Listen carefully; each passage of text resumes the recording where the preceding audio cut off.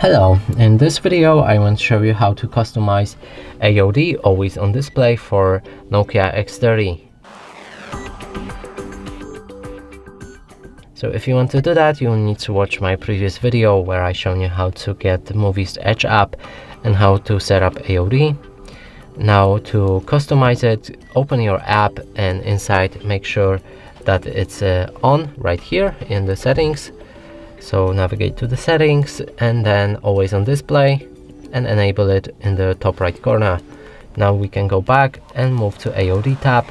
Here you can select any of the AoD screens, and I would use this clock, and you can edit it if you want. So change a different style, different clock size, character size, color,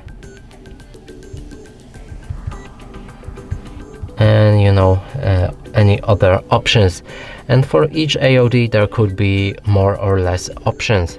And that's it for this video. Hope you like it. Please consider subscribing to our channel, leave a like and a comment below.